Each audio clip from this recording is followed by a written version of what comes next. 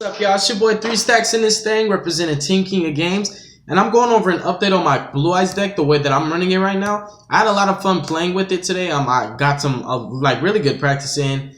Played a couple mirror matches with my homeboy Jose, and the deck was real cool, man. It's just like, it took me back, and I had so much fun. I was like, man, I really want to start fooling around with my Blue Eyes again, and I'm really considering like taking this to the next locals that I go to, just you know, for fun, to see how it does. The deck's really consistent, and I've been real happy with basically the progress it's made. And just evolving, you know, continuing to get better and better instead of staying stagnant. And, you know, pretty much when your decks get stagnant, you get bored of them. So this is one of those decks that's always been fun to me. Without further ado, I'm going to hop right into the main deck. So starting off for monsters, I played 2 copies of Lord of the Red. I chose him over Chaos Max for multiple reasons. The first reason, which is is he lets me play on my opponent's turn, which makes this deck competitive.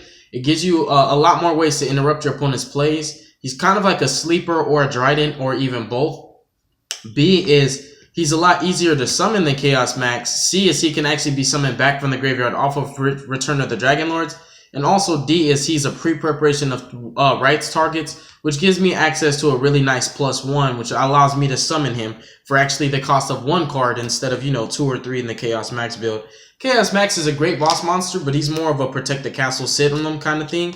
Whereas Lord of the Red's like, you know what, we're going to pop some stuff, and we're going to do it with ease as well. So Lord of the Red's pretty insane in this deck. This deck's so consistent, you're actually able to get out multiples like when you're going first. Of course, the downside is you're left with 1 or 2 cards in hand, which is kind of sucky, but it's a really nice board, though, to have double Lord of Red. I think I've spoken enough about him. Next up for monsters, we played 3 copies of Blue Eyes Alternative. I'm kind of sad about the gold rares, but anyways, Alternative is amazing. He's the card that honestly brought Blue Eyes back to the competitive scene of Yu-Gi-Oh! And he's one of the main reasons why you're able to do your first turn play so easily, because he's a free summon for your Spirit, for your rank 8s. He's just one of the best extenders of the deck. He doesn't even fall in the category of extender. I take that back. I sound stupid saying that. He's one of the best playmakers of the deck. He enables practically every first turn combo without the use of loading your grave and playing return or Silver Scryer Soul Charge. So Blue Eyes Alternative Dragon is just like one of the bread and butter plays of the deck. I hate that I just said extender, because he's really not. I mean, sometimes he can be used in that sense, but extenders are really cards that help you to form additional ways to get into the same play. 3 copies of Blue Eyes. I mean, it's a Blue Eyes deck. He's one of my favorite monsters. I mean, it's Kaiba's baby, man. And then we played 2 copies of Dragon Spirit of White. Banishing back row is so relevant. It helps out a lot in a lot of different matchups, believe it or not. And because he banishes, that's what makes him like such a power play all by himself. He basically, if you have Blue Eyes in hand, you can banish a back row, attack a monster. If there's like 2 monsters on board, use his effect, tribute, summon Blue Eyes. You out 3 cards with that one play, which is really, really nice. So 2 Dragon Spirit of White. It's just so important to play multiples, because believe it or not, this deck burns out so fast that you'll have like little to no dragons left in your deck after turn 2.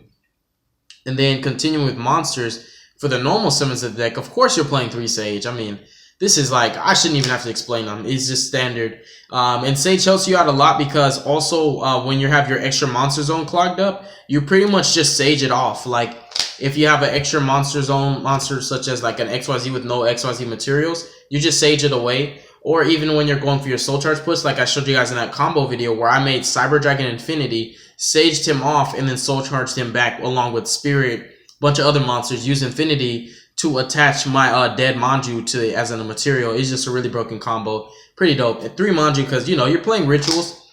If you open up with Manju and Lord of the Red or his ritual spell, you can just summon him right off the bat, because practically your entire deck is, you know, huge level 8 monsters, which are the entire tribute for this level 8 Lord of the Red. In tandem with that, you know, we play the eggs, or just the stones. They're pretty much chicken eggs. 3 White Stone of Ancients and 1 White Stone of Legend. This is the only common in my deck, and it makes my balls hurt every time I see it.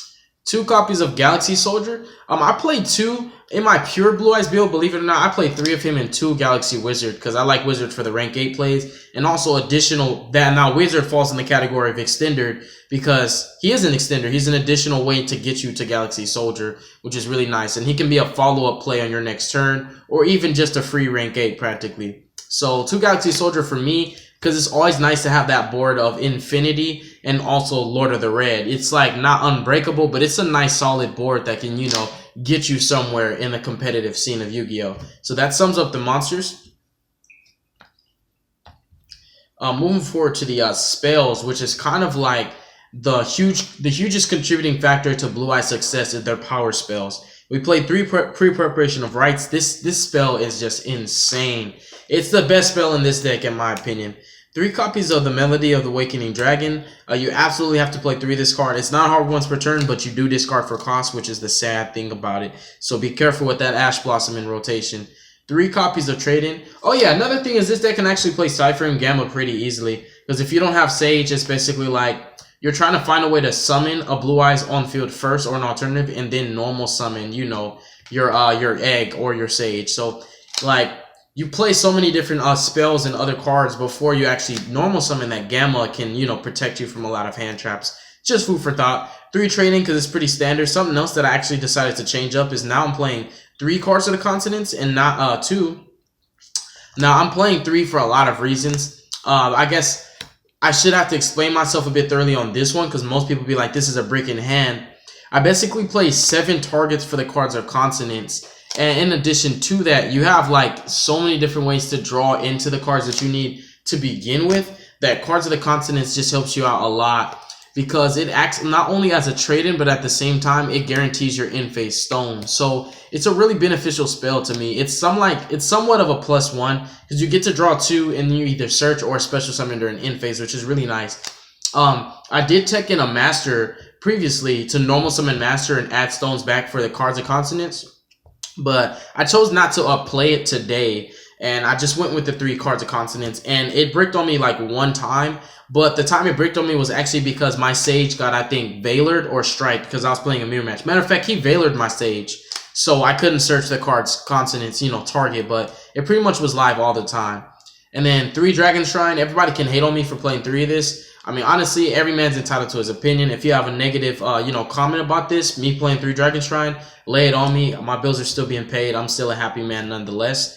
3 copies of Return of the Dragon Lords because this spell just, it doesn't even make sense. It's like such an underestimated spell. It makes Blue Eyes like so much more powerful than they could have ever been if this spell never existed.